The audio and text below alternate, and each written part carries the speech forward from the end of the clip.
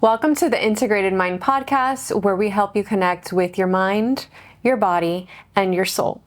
So this is our second podcast, and obviously I'm going to introduce myself really quickly again. My name is Belle. I am your integrative psychotherapist, and this is my co-host, my partner, Nicole.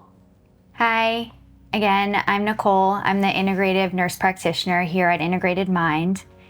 And yeah, so I'm ready for our second podcast. I think we could do a little bit of a centering exercise. Yes, I agree. For those of you that probably have had just a crazy day and, need a little bit of calmness, we like to really approach our everyday with just a breathing exercise, a grounding exercise. So why don't we do that together? Sure. Okay. Ready. You want to lead it, or do you want me to go ahead and do it? You can lead it. Okay. So wherever you are, it doesn't matter. Let's just close our eyes and take a moment to really center ourselves. That's something that we tend to not do very often. And then as we close our eyes, let's take a little bit of a deep breath. And then as you're inhaling, focus more on your exhale.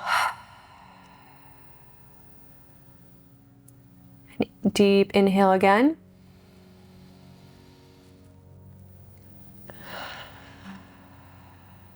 And with that, just try to feel what your skin is feeling, what your feet are touching, what your hands are touching, what your body's trying to communicate to you. While you're doing that, continue taking your deep breaths.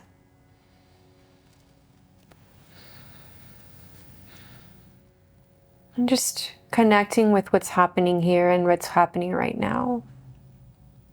And letting go of everything that no longer serves you.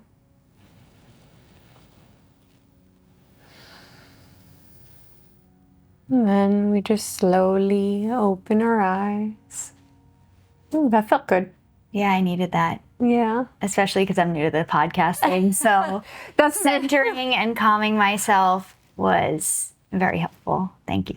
Yes. So we introduced in our first podcast and we talked about, living in fear and having that fear mindset. And I think Nicole and I are pretty much facing those fears right now, in different areas, but I think that's probably going to be the real topic of today's podcast, is how we tend to live in fear and not live out of love. Yeah, I was telling Belle this morning actually how we have two choices, how we approach every decision that we make, and whether it's out of fear or out of love. And, I woke up this morning and that completely changed my mindset. I was like, wow, I think I've been doing a lot of things on autopilot out of fear. Subconsciously, like I just got into the routine of it. Like, oh, I got to exercise because I got to check it off my list that I exercise 3 times a week. Or, I got to eat that healthy breakfast if I don't do this. Nothing was intentionally out of love. Like, I'm going to wake up and exercise because I love my body and I love myself. I'm going to wake up and make myself a good breakfast because I want to nourish my body that I love so much. Not because if I don't do this, then I'm not going to be fit or I'm not going to be healthy. And it was the revelation of having that mindset shift, like that I needed to do that. I was really taken aback because I was like, wow, I can't believe I've been living this way. And it was so easy to just flip the switch. And I was like, I know we're going to shoot this podcast today. Which you fear. And I'm like, I'm not going to live in fear. I'm going to live in a place of love for myself. And it's okay to have fear, but I'm not going to be hard on myself about it. I'm just going to be coming from a place of authenticity and love and just spreading the word. You just said something there that for me was super captivating.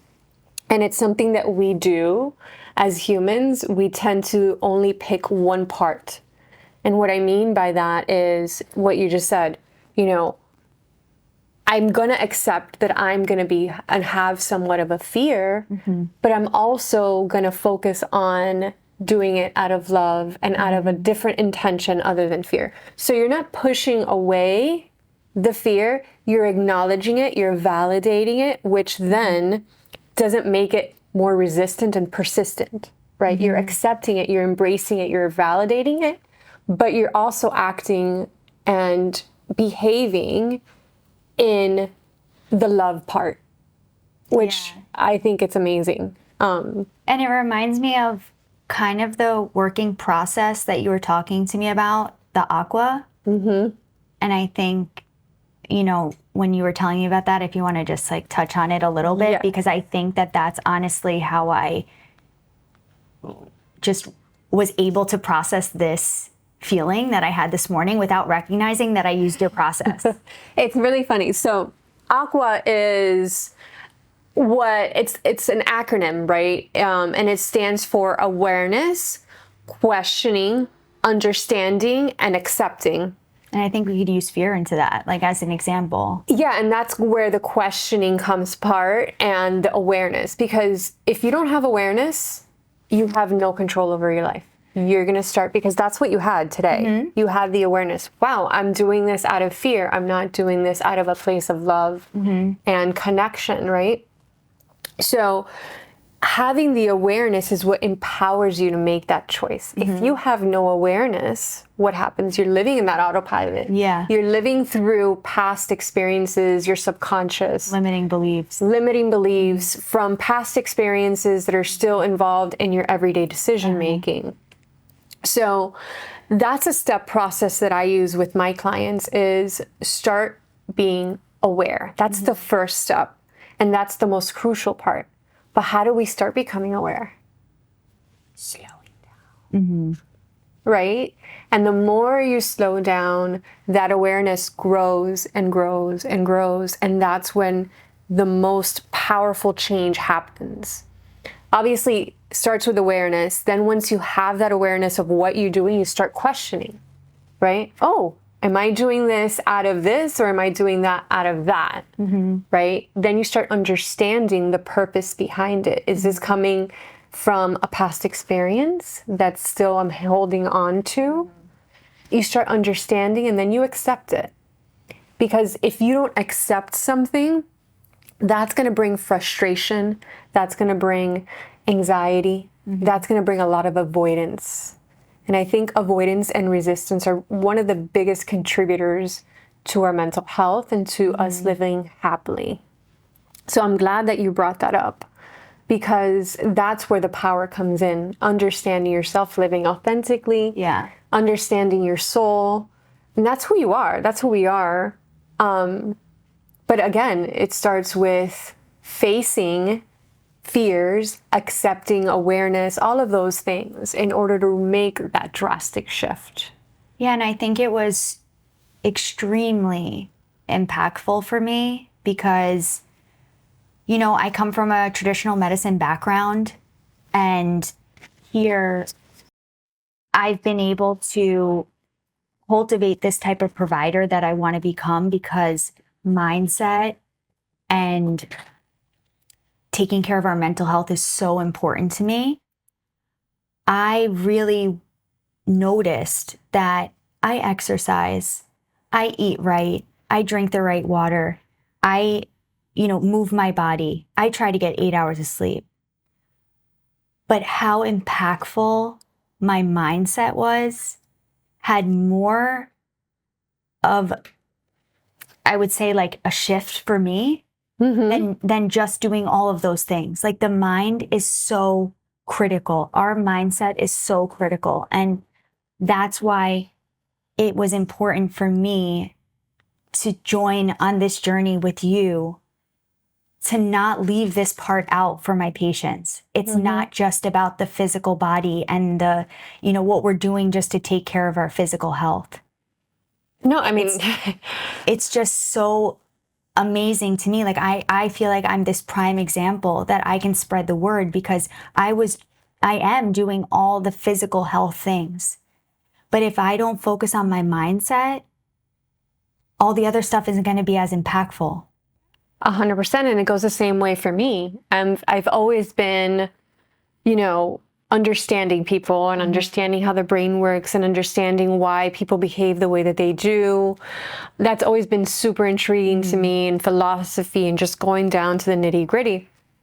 And I've always moved. I've always been, an active person, but I have never felt as good as I do now in my whole life. And I'm in my mid-40s almost, because of the understanding that what I eat and moving my body on the daily is also going to catapult my emotions to be more level-headed and more clear. Because I can meditate all I want, but if all I do is eat pizza all day and sit in front of a TV or in a computer, my energy is not going to be moving through my body. So if you don't have your energy going through your body and you're kind of all stuck from the tension of your everyday, how are you going to feel good? And I would also say, like, even to top on to that, just from the moment that we wake up until the moment that we go to sleep, how we talk to ourselves. Oh, Like that tone, the words that we choose to speak to ourselves and our thoughts have such an impact on how our body feels and how we're going to approach the day. And that's a huge component of somebody's mental and physical health. absolutely. That one component, just about how you speak to yourself. It's so impactful. It's super impactful. People don't even realize how impactful that is, because we're all in this just kind of like autopilot without even thinking. It's like you're walking to the car, you're not even thinking of even sometimes how you got to work. You're like, oh, I'm here, you don't even think about certain steps because you do them so much.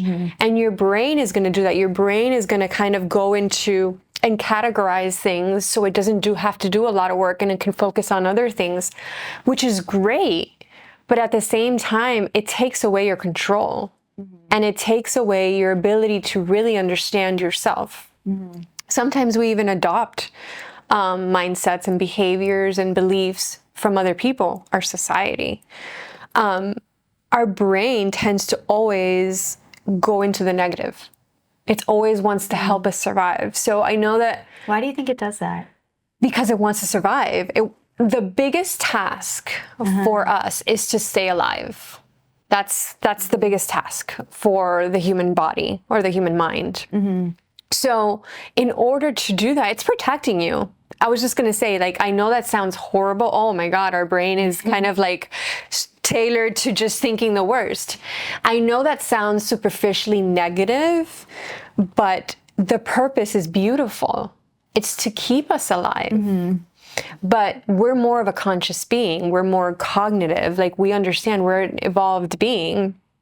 So we understand that there's more to that now. So outside of survival, how can we make our survival still pleasurable? And pleasurable is a push, but I would say more peaceful. And that's when, again, we need to bring the awareness in to make that shift. Because our mind is always going to look for the worst case scenario. It's always going to prepare ourselves for, what can go wrong in every aspect. And in business, that works wonderful. It does. So it's constantly even being reinforced. But when it comes to our individual lives, how well does that work? Not so great. Because what we think, we feel. So if we're thinking always of what can go wrong, what are we going to do? All of these, even though it's negative, I don't like to think negative in the term of the word, because it does have a purpose. I like to go a little bit deeper and understand its purpose. It's still beautiful. I don't know how to explain it, if I'm making any sense at all. It's negative, but it still has a purpose, and a beautiful purpose, to help us survive. But in order for us to live at peace, we need to be aware of that and accept it, not push it away, embrace it, understand it, and then shift it. You know, that's why diets don't work. You know, that's why changing a behavior is so difficult. Because what is your intention behind it? Right? Just like how you were talking about the smoothies, or what smoothie am I going to eat, or whatever. Yeah. What you were going through this morning is, yeah, because that's what you're supposed to do. That's your task. Yeah. But you know, we do things, so we're constantly stimulated. We're always on the go, and we forget the intention behind it. Yeah. Why are you doing that? Why do we do the things that we do? What is the reason behind it? Or like actually being present in the moment while we're doing it, not just for the gratification, you know, or like you said, that check mark. So like, if I'm going to be doing my morning workout, am I embracing that mind-body connection? Am I physically present? My phone's on silent. I'm not getting disturbed. When I make that smoothie in the morning, am I taking the time to just slow down and enjoy it and be present? Yes. You know, like you said, we're just going through the motions. We're checking things off because these are the things that we're supposed to do to be healthy. But if you do everything on, you know, fight or flight mode, and you're rushing through things just to check it off your task list, are you really doing them? No. Or, you know, like, does it, I mean, it matters to some extent because you're moving your body, you're fueling yourself.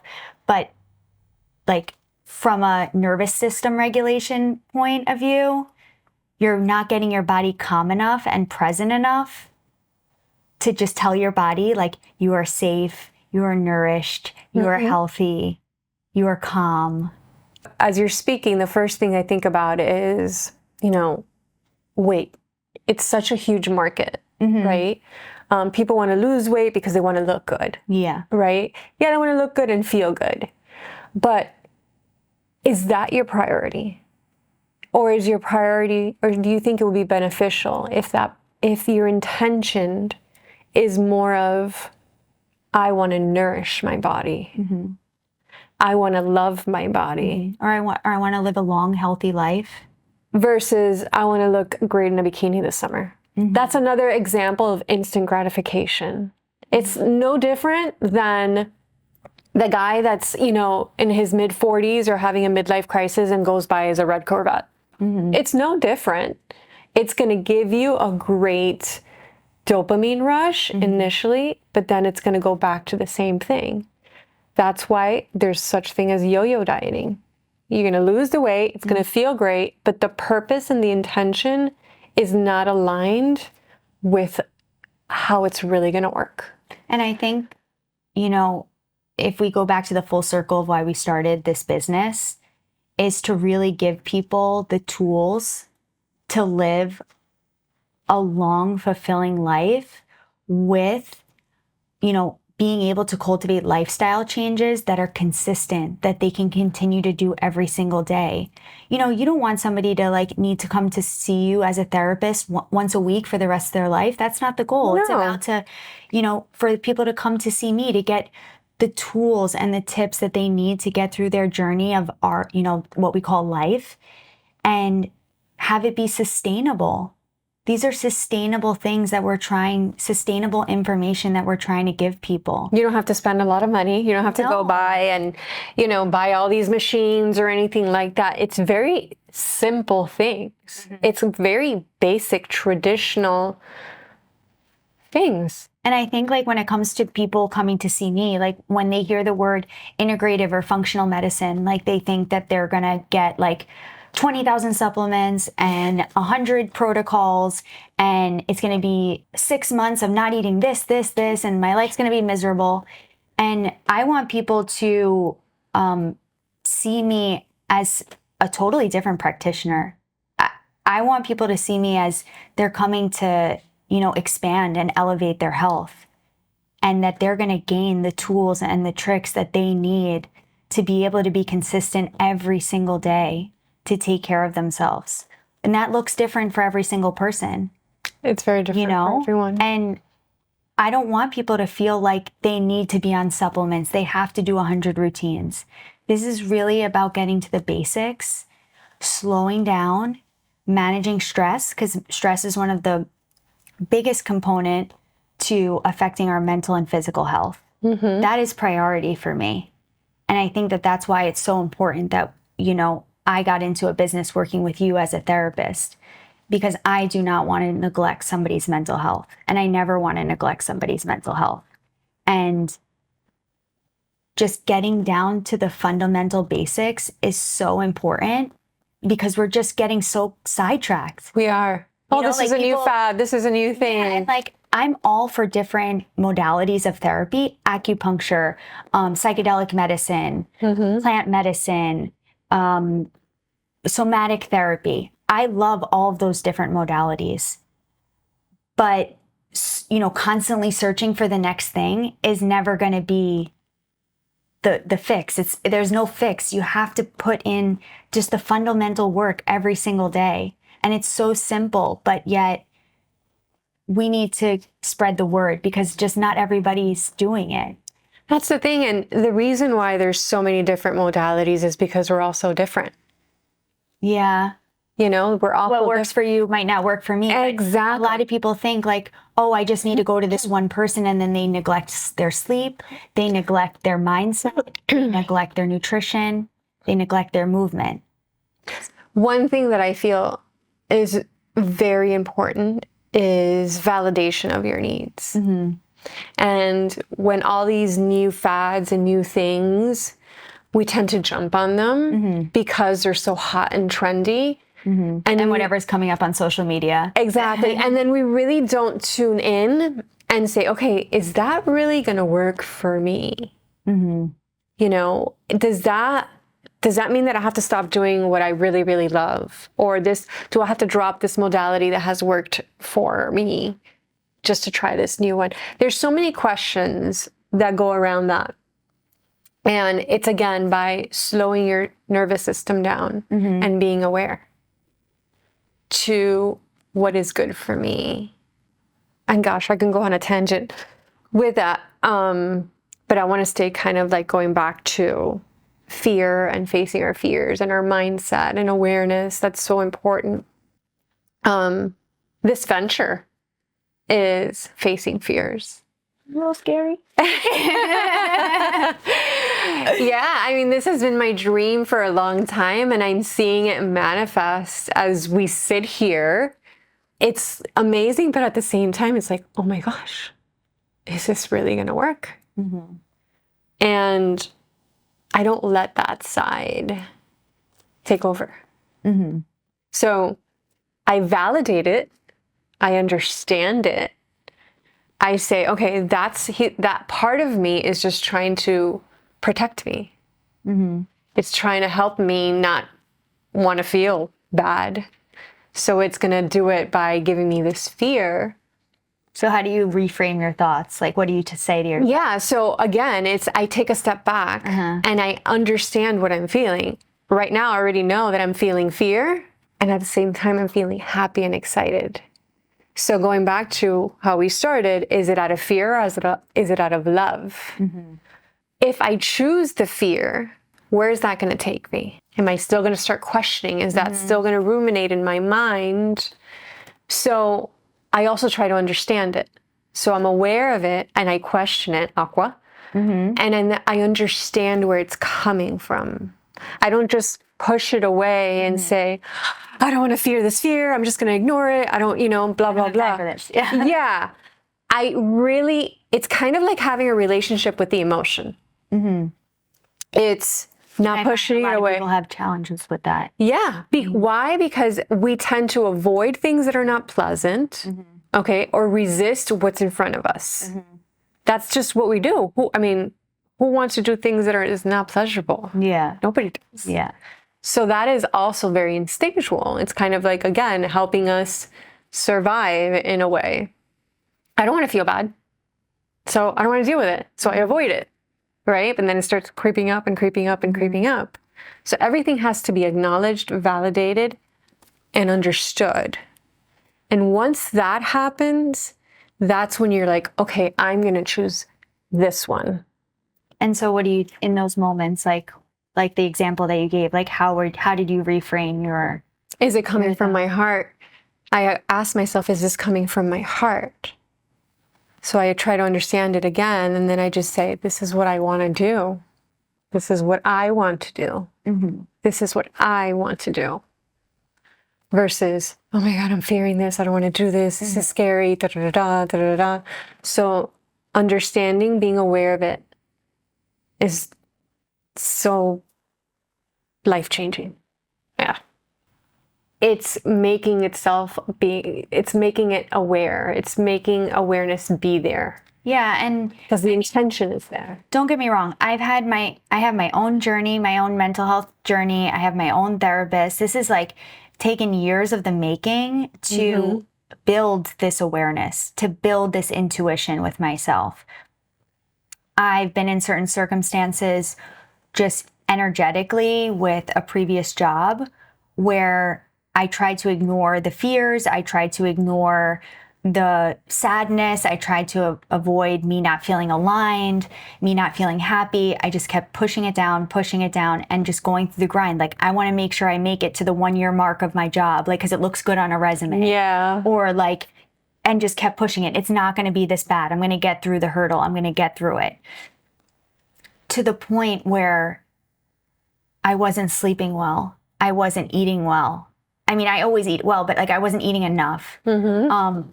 Your body can deny things for so long. It might be little whispers, like, you're not sleeping well. You're not, like, it's telling you that it's uncomfortable until it gets so loud that you can't suppress it anymore. And that's when I knew that I really had to listen to my intuition and be very aligned and intentional with what I want to do with myself as a provider in my job, in my life in general. And I encourage more people to listen to the whispers before they become screams. Because it is very hard to come down and regulate your nervous system when it is so heightened. And I am really on a mission to help people live their most authentic and genuine lives while also addressing, health concerns and, but just really being able to tap into your intuition and regulate your nervous system, because people are so used to living with the whispers. Okay? I might not sleep well. It's okay. Let's push more. Yeah, Let's push. Push, deadlines, overworking. We live in this society where more is better. More accolades, more work, more degrees. It's praised. And there's nothing wrong with that, No. But it's how we manage it and the intention behind it. Like, who are you doing it for?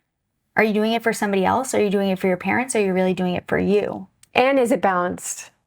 So I encourage everyone to really look deep inside and ask them, are they doing the things that they want to do in this life? Are they taking care of themselves in the best way possible? Because although I was eating well and moving my body, I was doing whatever I could to make myself feel well, except address the root cause, which was me doing something that wasn't making me happy. So I think that you've felt in that position before too, like... Oh yeah, I mean, we're all a human race, right? But we don't have to. We don't have to. We have a choice. Right. And that's where it goes back to, sometimes that becomes your normal. Like, it's just because I'm getting older, so I'm not going to have that much energy, right? Or there's always a way to rationalize your continuous behaviors, right? It's going to get better. It's going to be okay. It's just today I feel tired. Oh, that's life. Life sometimes sucks. Yes, that's correct. But whatever happened to wanting the best life for yourself? Or believing that you can. Yes. It's a lot of work. It's responsibility, and it's very easy to say no because my husband this, or my friend this, or my kids this, or my boss this. Yeah, there is some substance to that. But what can you control? What do you want for yourself? And again, it goes back to being authentic with you. I mean, you know this, I went through my own journey. I left this field altogether and I came back. I started practicing 14 years ago, and I left the field almost 2 years into it because I was very disenchanted with the mental health services and how we as a society viewed mental health. And to add to that, I was going through a very difficult time in my life. I was getting a divorce. I had to then be the breadwinner. It was just so much. So my intuition was not there. I wasn't eating healthy. I was in fight or flight. I was in survival. And the first thing that I can think of was, this is not working. What can I do that is going to potentially work? So I pivoted over to the corporate world, which I did very well for a while, a very long time, which felt good for my ego, right? I had all the check marks. Moved up the ladder. Yeah, I did everything mommy and daddy wanted me to do, is make money, have a title, this whole great thing, which I learned a lot from, not to poo-poo all of it. But I was still not completely fulfilled with my life. What did you feel? Like, what were those little whispers turning into? I didn't want to go to work. I just didn't want to go to work. I wasn't inspired. I was going to work.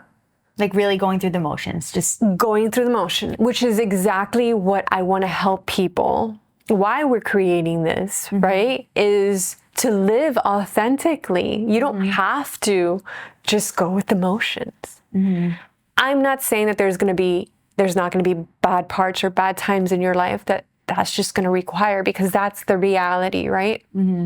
But not all of your life. So that's what I felt. I could imagine like going up to the top, then it's like, well, where do I go from here? You work so hard to get somewhere, and if the top isn't what you had imagined. Yeah, that's super, and I'm sure that happens too. Is there something wrong with me? Yeah, because this is what I wanted. I know, this is what I'm supposed to do. This is what I'm supposed to, go to work, and this is the purpose of life, is to make really good money and to do, Is it though? Or that's the whole thing. Is it what? That's what society, and I know our parents do it because they want better for us. That's why they came to this country, right? Yeah. To give us the dream and the American dream, the opportunities that they didn't get to have. Yep. But now I feel like we're kind of, unfortunately, reverting to the opposite, where everybody's like, I want to go back to Italy, and I want to go back to this, and I want to live on a farm, and I want peace. Think about it though. I don't want go anymore. But why? Because we're not balanced. We're like this. We have like a pendulum swing. Yeah. It's kind of like, be this like overachiever, which there's nothing wrong with that. I'm not saying there's anything wrong with that. But understanding what that really entails. So being an overachiever and also doing other stuff, there's going to be give and take, but regardless, it's unbalanced. It's being super overachieving or not doing anything at all, or just kind of, why? Because when you're in such a heightened state, your body's going to want to just be like, I don't want to do anything anymore. But it doesn't have to be so extreme. And there's something that I saw on social media the other day, and I just thought it was so, I think you sent it to me. Yes, and I thought, oh my God, this is so beautiful. It was like, pick your path. Yes, instead of, again, doing those extremes, like pushing yourself like more and more. Work, burnout, and it was like drop. And then it was like the alternative path was work, take a break, rest, work, rest. Like you're still climbing the mountain, but you're giving yourself that opportunity to rest and recover. So it's again balance, not pendulum swings, which is what I was experiencing. I focused so much on achieving what my next promotion was going to be, what my next promotion was going to be. I completely neglected the internal me, my authentic self, my soul, my purpose. What I did is really start focusing more on that. And I started really taking my personal practice more seriously. But making it your own. Because I don't know any therapists that like do breath work and yoga and like really tap into that intuitive spiritual aspect. Well, because what's really pushed is cognitive behavioral therapy. That's kind of like the leading Hypnosis. Yeah. I mean, that's what's kind of being pushed. That's what's approved in insurances. I mean, there's other things that are approved, but that's kind of like the rising stars, I would say, for modalities. There's other beautiful modalities, but they're not as popular. And I think that's like the beauty of integrated mind is that I'm not a traditional nurse practitioner. You're not a traditional psychotherapist. We created this. Yes. We created what we wanted it to look like. It doesn't fit a mold. No, it doesn't. Like we each serve our own purpose, and that's to connect the mind and the body together. It doesn't exist. Because we experienced it ourselves. I mean, we have. There's more than just the mind, and there's more than just the physical body. You experienced it more in the opposite way that I experienced it, but it's still the same thing. I would just say like this is the tip of the iceberg to getting people to live their most authentic selves, because this stuff goes deep. Oh yeah, we can make I don't know how many episodes. We go down boundaries. We go on self-love. Like there's so many avenues. But I'm so excited about this podcast. I'm so excited about it. I think we're excited because it's coming from a place of love. So we're so excited to share so much more information with you all. And we thank you. See you next time.